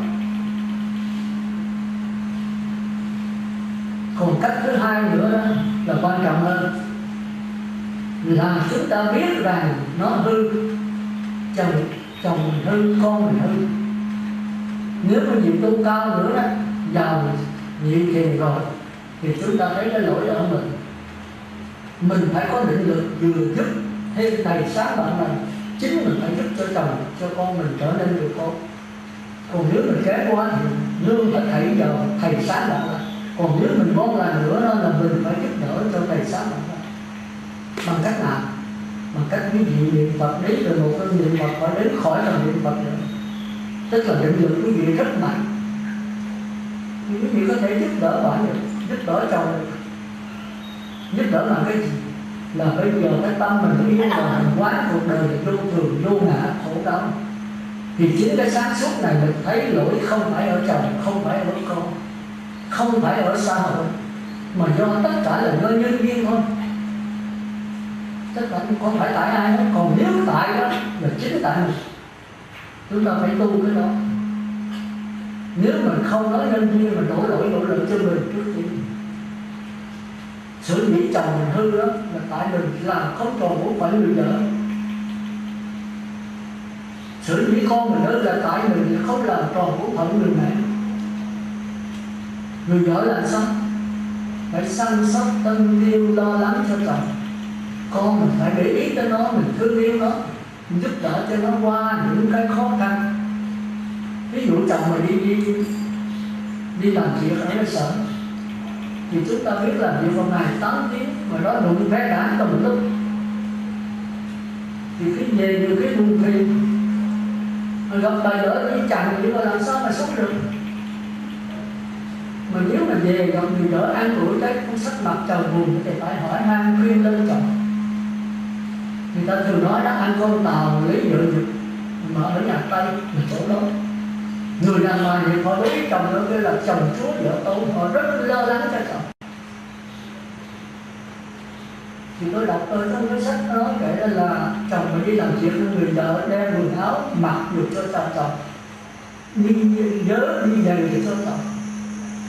Thì chồng về tới là sửa soạn mông côn nó rồi, nước nôi là cho chồng, biết bố cho chồng làm gì, lời cởi áo là cho chồng, giúp đỡ chồng. Và khi thấy chồng buồn phải hỏi và khuyên lên. Rồi nó đi ngoài mệt mà về gặp cái hoàn cảnh như là tiên vậy, thì mình chồng luôn luôn là mong cầu trở về cái tổ ấm gia đình. Thì làm sao người chồng hết được? Thì đó là bổn phận người vợ thiếu. Mình là hỗ trợ, mình giúp thành ra cái Đức Phật đã nói trong gia đình nên đó là phần lớn là do người vợ, do người đàn bà. Mà gia đình hư phần lớn của tại người đàn bà. Người đàn bà thì theo âm dương, người đàn bà là ấm là nước, người đàn ông là lửa. Thì làm ăn luôn luôn tấn nóng nóng trên nước mà gặp lửa là phải tắt thôi. Người đàn bà hay là chỗ đó cái nhẫn nhịn cái nước Cam Lồ, có Đức Quan Âm, Đức Phật Bà, tới đâu nó tắt đó. Thì nếu mà dùng những cái dịu dàng của mình thì thắng tất cả. Thì cho nó đi làm cái gì mình mệt nhọc rồi đi ngoài nó tán nó chửi bới vô đầu rồi gì gặp mình ở chồng nữa thì mình biết đi đâu. Thấy cái nhà cũng như là cái nhà tù, cái địa ngục thì phải đi tìm chỗ khác. Hoặc là cô nào biết an ủi trong tay thì người chồng phải có nhiều bếp hay thôi, phải vô những cái quán để mà giải thoát thôi. Thì lỗi chính là ở người vợ. Còn người con cũng thế, con thì nó còn nhỏ, nó ra ngoài nó học hành, nó bắt chước này kia, mình phải theo dõi, mình về mình nói lý phải cho nó nghe, mình săn sóc nó, mình lựa những bạn tốt cho nó. Thầy sáng mình thường dẫn nó đến chùa để nó học cái hạnh của các nhà sư, rồi các nhà sư khuyên rơn đó. Thì bây giờ muốn hứa làm sao hứa được? Thành ra phần lớn là cho ông mình, thì muốn được vậy mình phải có cái định lực, tức là phải học sơ thiền nhị thiền, từ đây là mình giải quyết vấn đề. Còn nói nguyện cho mình không ăn chay, không giữ giới gì hết, thì làm sao ông chồng tiếp tục mình, làm sao con nó không kính mến mình. Thành ra chính mình phải có hạnh kiểm lo ăn chay, để rồi độ chính mình, độ cho chồng mình, độ cho con mình, tất cả mọi người. Còn nếu mình yếu thế chưa ấy thì phải nhờ thầy sáng lại lại. Nên thành ra tôi nói là tất cả đều cho ông mình, đừng có đổ thừa bên ngoài. Bên ngoài dĩ nhiên là có rồi, nhưng mà bên trong mới là chánh. Bên trong là cái gì? Đó là cái hiểu biết của mình, cái nhận thức của mình. Mà nhận thức muốn đúng đắn thì phải làm sao? Phải có giới, phải tu thiền định, phải quán xét, có trí huệ. Ba cái này giúp cho cuộc sống mình lướt qua những cái khổ đau. Phật tử thấy dừng hỏi tâm giới ăn người làm trai ăn không nổi là làm sao? Mình thọ giới rồi cái mình hiểu nó vậy là ngon lắm, làm sao ngon được? Thọ giới là mình giữ giới được hay không? Muốn giữ giới được phải làm sao xưa? Phải có định lực. Chẳng hạn như mình có bạn ở ngoài có bây giờ nó về nó nói rồi lâu lâu mày phá giới nữa, mày ngộ nhẹ tao với mày là mất lâu quá rồi. Tao thì 1 tháng 30 ngày mà. Bây giờ mày ăn tháng 10 ngày chay, bữa nay ngay ngày ăn chay của mày cứ tiện đi. Mà nếu mình thỏa giới rồi mà không có định lực, không có tu thì nghe lời nó tốt. Nếu mày không nghe tao là tao mày dứt. Từ nay tao về tao không thích tao mày. Còn nếu định lực mình mạnh thì mình dứt. Không thì thôi, tao giữ giới là tao đã hứa rồi.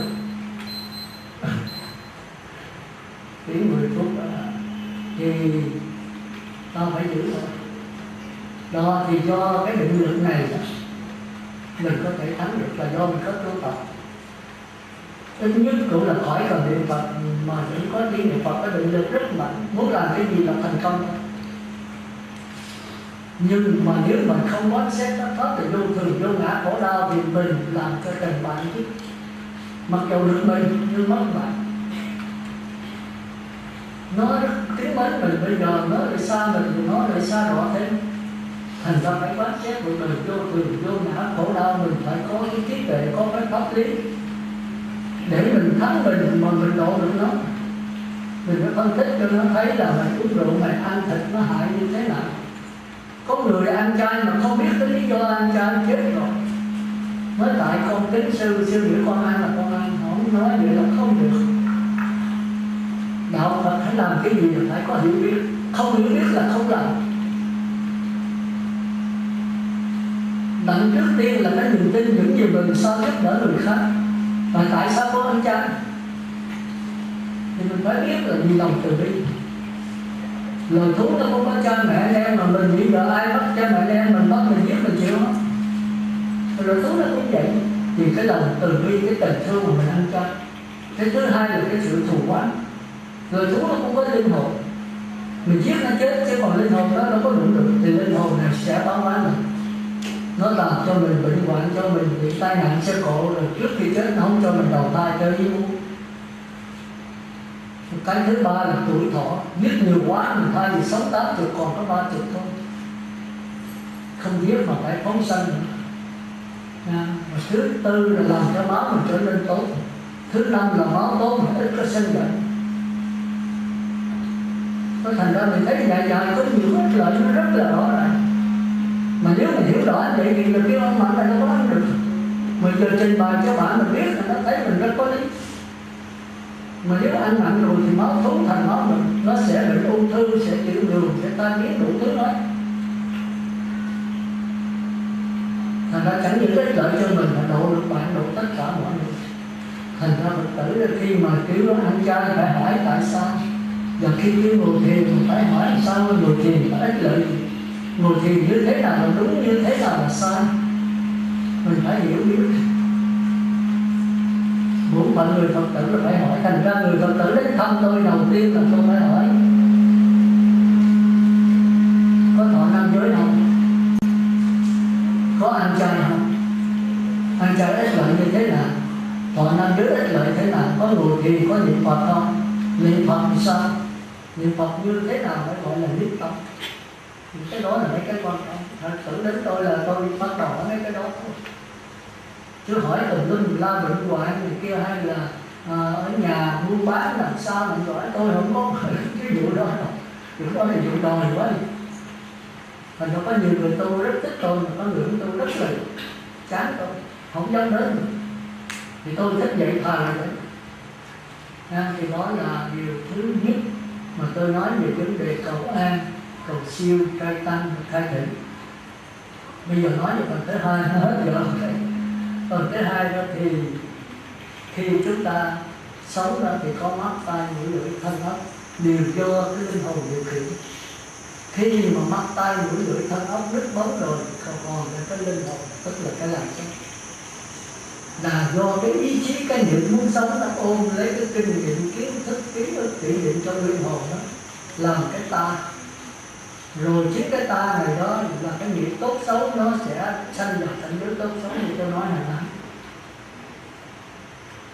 Chúng ta cũng trong kinh là kêu là thân trung ấm, cũng là kêu là linh hồn.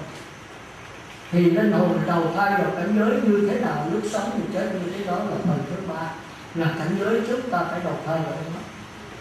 Một cần thứ tư là cách tu tập. Thì chúng ta nên nhớ tu tập thì có giới, có định, có huệ. Thì theo tịnh độ đến giới kêu là hành, định kêu là tính, huệ kêu là nguyện. Có ba cái này. Còn tịnh độ với tất cả các môn khác đều giống nhau, nhưng mà khác một chút. Khác tịnh độ là có nhờ thêm tha lực. Như tôi nói rằng thay vì mình chết mình nhất niệm mà không cần A Di Đà thì mình sanh về cảnh giới cõi trời.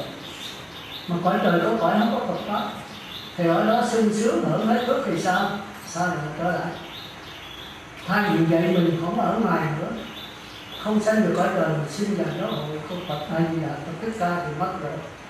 Thì bây giờ A Di Đà đang giáo hóa được qua tịnh độ, thì mình kêu béo nàng Phật Thích Phật A Di Đà cho con xuất gia vào đó hội không lại. Mà hỏi con nhất niệm chưa? Con nhất niệm là sao? Thế tôi nhất niệm là con giữ năm giới, con không ghiền những cái gì bên ngoài hết. Sắc, tài, danh, lợi, ăn uống đủ vị, con còn đắm chìm trong đó không? Nếu con còn ghiền vô giáo hội không có nha con. Vô đây không có cà phê, không có thuốc hút nha, không có đồ mặn nha. Con dứt được chưa? Nếu được rồi thì con vô. Còn nói con dứt chưa được thôi, con ở ngoài ráng dứt đi là mới giàu. Tức là con ít nhất cũng cõi trời, cõi người con bây giờ đâu. Còn con muốn được ác thôi, vô đây con chịu không nổi đâu. Thì vấn đề giám sát chỉ có vậy. Nghĩa là trước khi chết mình phải nhất niệm.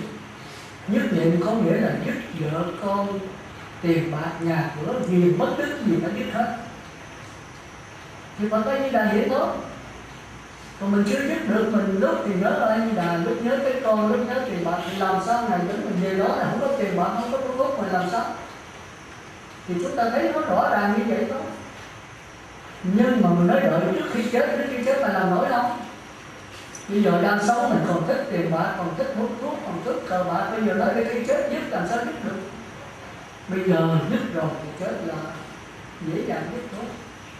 Thành ra chúng ta phải chuẩn bị ngay bây giờ và tại đây. Tức là người nào đã hư thì thọ giới. Mà thọ giới thì nhất định phải giữ giới cho đàng hoàng, chứ không có điều kiện gì tôi hết. Thọ giới là để ích lợi cho mình, để cho mình được nhất niệm. Nhất niệm thì sẽ giảng sanh được cõi Phật Di Đà, chỉ cần một cái là phát niệm nữa. Tức là năn nỉ A Di Đà nhận mình vào cái hội của mình. Còn mình cái hội của Ngài mình không năn nỉ, không bạch Ngài, Ngài sẽ cho mình vô. Mình vô thì phải nhất niệm mà không phát niệm không sinh thì làm sao mà giúp mình được. Thành ra hai cái, một là nhất niệm, hai là phát niệm. Còn nếu tự lượng mình thì mà không phát niệm mình sinh gì với trời. Còn nếu tập niệm muốn được á. Còn nếu tập niệm mà mình không biết được mà sinh đây giờ cái hội này cũng không cho, vô đó mình ở cũng không được. Thành ra cái quan trọng là chư Phật tử phải nhất niệm trước khi chết. Và phải xin A Di Đà tiếp dẫn được. Mà nhất niệm tức là mình nhớ A Di Đà, nghĩ A Di Đà, tưởng A Di Đà, không nghĩ gì hết. Thành ra tôi xin lặp lại cái hành, tức là phải giữ cái tròn năm giới. Nhưng Phật tử biết là không sát sanh mà phải phóng sanh, không trộm cắp mà phải bố thí, không tà dâm phải tiết dục, không nói dối phải nói lời chân thật, không ghiền các chất sai mà phải quán xét cuộc đời vô thường, vô ngã, khổ đau. Thì chúng ta được 4 điều này là niệm Phật được rành rõ, được tư ơn, được chí thiết, được lý tâm. Rồi khi giữ giới kỹ cái sắc thanh nghiêm rồi, chúng ta qua bắt đầu tới cái tâm. Cái tâm là gì? Cái nhớ, cái nghĩ, cái tưởng mà cái nhận thức đừng cho nó tán loạn. Thì nhớ Phật A Di Đà, nghĩ A Di Đà, tưởng A Di Đà, Nam Mô A Di Đà Phật, tập trung vào đó. Mới Nam Mô Phật 1, Nam Mô Phật 2 nó phóng nó nhớ tới tiền bạc, nhớ tới xe Honda của mình, sợ nó mất. Ngồi ở trong nghe Pháp mà trong ta để mà đứa không mất cái câu thì chết rồi hai cái câu. Thì dùng cái câu niệm Phật kéo cái tư tưởng, cái tâm mình trở về sắc thân này. Mà kéo dễ đâu hồi nó phóng nữa, kéo nữa, nó phóng nữa, kéo nữa. Thì chúng ta thấy lúc đầu là ngủ mồ hôi mấy chục luôn mà thôi. Nhưng mà làm hoài rất là nó thân đó. Con trâu tư tưởng này nó đã qua quen rồi thì nó chạy lại, nó bỏ cái thân này nó chạy qua chỗ khác. Ngồi đây mình nghĩ tới con ở nhà, làm mấy đứa nhỏ đi học về mình quên đưa chìa khóa cái gì nó có vô mở cửa vô được không, chết rồi. Cái thân đây mà cái tâm ở nhà. Rồi mình về đây mình nhớ tới bên Mỹ, thì cái thân đây mà cái tâm bên Mỹ thì làm sao mà giảm sanh được. Thành ra mình nhớ tới mình kéo trở về, dùng cái câu niệm Phật kéo cái tư tưởng, cái tâm mình trở về sắc thân. Rồi nó phóng nữa, kéo nữa, kéo riết là nó thường. Như con trâu mình xỏ cái dàn kéo riết nó thường. Rồi tới giai đoạn thứ hai là nó thường rồi thì khỏi kéo nữa, phải bỏ cái dàn. Nhưng mà coi chừng á, nó đi chừng một vài cây số, 1 tiếng hay 2 tiếng là nó phóng á, vì nó còn chưa có thường lắm. Phóng thì chụp cái dàn kéo trở lại. Tức là niệm Phật khỏi đếm, mà tỉnh bỏ nó có phóng là phải đếm lại, mà đếm 1-2 lần thôi, rồi bắt đầu bỏ vào theo đó nữa. Thì hai giai đoạn này đó là phải nhờ quan hộ niệm, chưa có nhất niệm đâu, nửa nhất niệm nửa tập niệm thì khó mà làm sao. Phải nhờ với quan hộ niệm. Hộ niệm là có biết tâm nhắc nhở mình. Ông có niệm Phật không? Mới có, mà trước khi có mình mỉm cười thì mình tắt thở là thở đạo. Còn không mà cái định lực mình quá kém thì mỉm cười không được thì gạt đầu. Còn yếu nữa đó thì chớp mắt. Thì cái này chứng tỏ rằng A Di Đà đã chiếu vào hào quang tiếp dẫn mình. Mà cái định lực A Di Đà chiếu vào hào quang rồi đó thì cái sắc thân mình rất là khỏe. Cái định lực mình phân nửa, định lực A Di Đà tiếp dẫn phân nửa. Còn hôn mê rồi thì không bỏ động. Mình hỏi rồi nó có mê man không trả lời gì hết, là cái A Di Đà không có chiếu hào quang ra. Tức là Ngài không có tiếp dẫn. Không tiếp dẫn là tại mình chưa có tha thiết, chưa có nhất niệm. Thành ra coi người chết mình biết là giảng sanh hay không. Có nhiều người hỏi niệm Phật không mỉm cười đó tôi đi rồi tắt thở. Này là thượng sanh đấy, rất là tốt.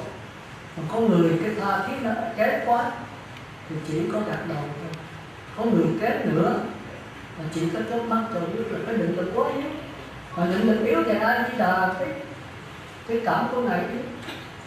Thành ra do mình thôi. Nếu cái nam chân mà mạnh đó, thì cái gì nó cũng hút đó. Mà nam chân yếu thì nó. Thành ra cái vị giảng sanh là không được do mình là tránh. Còn A Di Đà thì tùy theo cái cảm mình mạnh A Di Đà. Thành ra chúng ta thấy có nhiều người chết là chẳng những thấy A Di Đà, thấy Quan Thế Âm, mà cả những người hộ niệm thấy luôn ở trên không gian. Đó là cái định lực này rất mạnh, này là về cưng phóng. Cương Mỹ ở Sài Gòn, ở Mỹ đó tôi thấy có viết lại cái lời đó. Các nhà sư đi hộ niệm Phật tử đến thấy Lưu Mai Di Đà thì khỏi đỡ ít nhất là tu học về một thánh. Mà cái cuộc tu của là tha thiết, phải thấy chưa có ai tu như cổ. Rồi đó trở lớn hai bà làm cái kêu bộ câu tìm đó, tìm một câu rồi bán thì chắc cũng cả ngày con. Rồi sau khi cái tiếp thu rồi hai bà mới chạy ra ngoài mất. Ngày mất thì làm ăn đi làm cho người ta thì cô thấy không khá, mới mở cái hãng xăng bán xăng ở ngoài ô. Thì ra bán xăng đó thì có cái nhà ở trong chợ, thì tối vợ về thì trong nhà, sáng mới đem những tâm cho chồng ở cái hãng xăng đó. Hãng xăng ở ngoài ô thì xe nó ghé đi xe xăng lên đấy.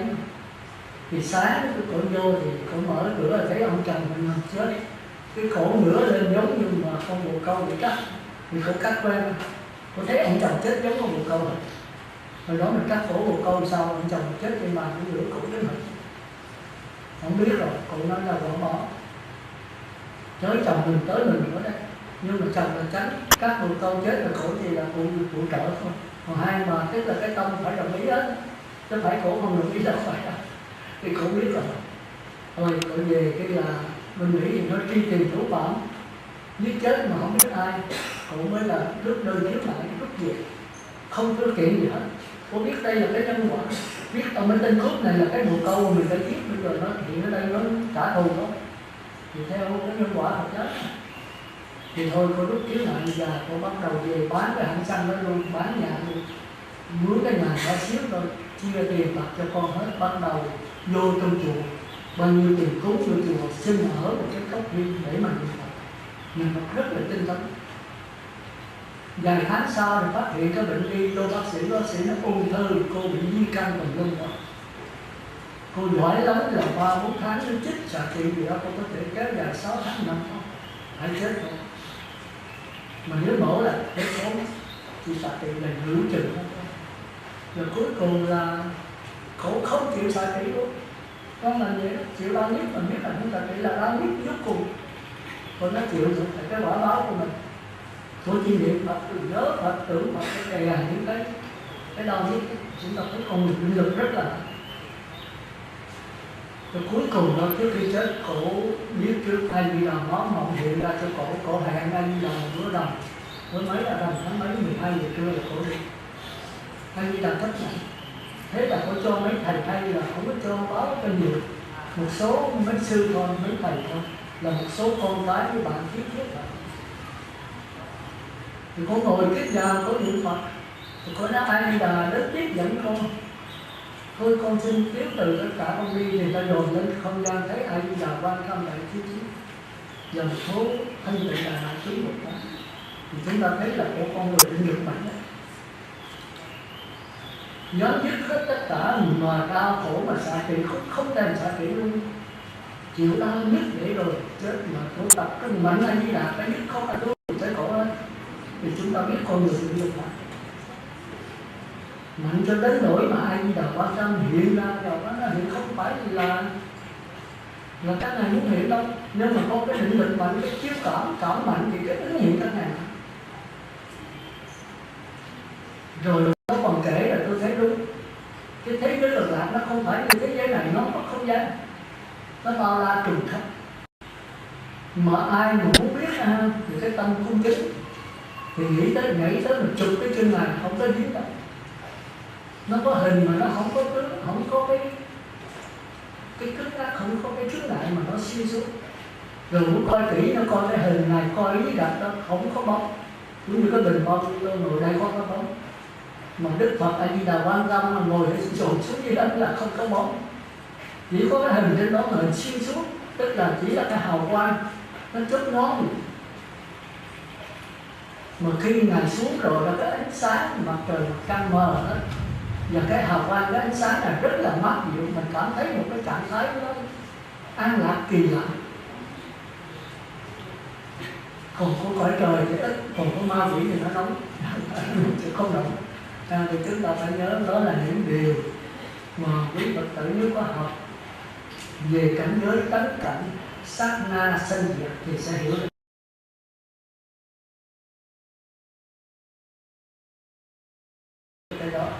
tánh không và kinh kim cang. Thì cái tánh không này chúng ta mới biết là thế giới cực lạc, cái thế giới không phải chân mà không phải vọng, chân vọng hoàn không. Còn thế giới của chúng ta, thế giới quấy độ là thế giới hoàn toàn vọng. Thôi đại khái như vậy, đó là chúng ta nói về cái định. Phải niệm Phật đến từ 1 đến 10 niệm Phật, khỏi đến và khỏi niệm Phật nữa thì cái dạng sanh mới rõ ràng. Còn nếu cái thứ nhất thứ nhì thì phải nhờ thêm 3 hội niệm. Thì còn 2 cái nữa nhưng mà thôi, cái đó cao lắm thì tự không hiểu đâu. Với cái thứ 3 là mình phải tự lực mình có thể giảng sanh, nhưng mà phải nhờ thêm 3 hội niệm. Nếu có giảng sanh thì giảng sanh cao hơn. Còn thứ nhất thứ nhì là phải nhờ 3 hội niệm thôi. Thì chúng ta được 6 điều loại: 1 là hiểu được sự, 2 là hiểu được lý, 3 là hiểu được nhân, 4 là hiểu quả, 5 là được tự, 6 là hiểu được cách tha. Thì thôi hết giờ rồi, tôi chỉ nói sơ rồi ha. Thì hôm nào đó là chúng ta có nhân duyên chúng ta giảng kỹ. Còn cái cuối cùng đó là cái nguyện. Cái nguyện là không có điều kiện, mà cái nguyện nó quyết định cho cái giảng sanh. Cái hành đó thì nó quyết định cho cái sanh. Ví dụ là hành 24 trên 24 thì thượng sanh, còn 8 trên 54 thì hạ sanh, 16 trên 54 là trung sanh. Nó đại khái như vậy. Còn cái tính đó là cho cái phẩm. Tinh sự đó thì phẩm, tinh lý thì trung phẩm, tức là cho thánh nhân. Tinh sự lý đó là thật báo trang nghiêm của Bồ Tát. Tinh sự là khỏi thường tịch qua cũng như là chúng ta phải hiểu. Còn cái nguyện đó là quyết định giảng sanh. Nguyện tức là mong cầu A Di Đà thuyết giảng thì khi A Di Đà hiện là chắc chắn giảng sanh. Mà giảng sanh về hạ phẩm, hạ sanh là do cái hành của mình. Giảng sanh về trung phẩm là do cái tính của mình. Nó đại khái như vậy. Thành ra phải cố gắng là cái đó. Tóm lại là cái thứ 3 là quan trọng là chúng ta phải giữ 5 giới cho kỹ. Không sát sanh mà phải phóng sanh, không trộm cắp mà phải bố thí, không tà dâm mà phải tiết kiệm, không nói dối phải nói lời chân thật, không vì pháp cách sai mà phải quán cuộc đời vô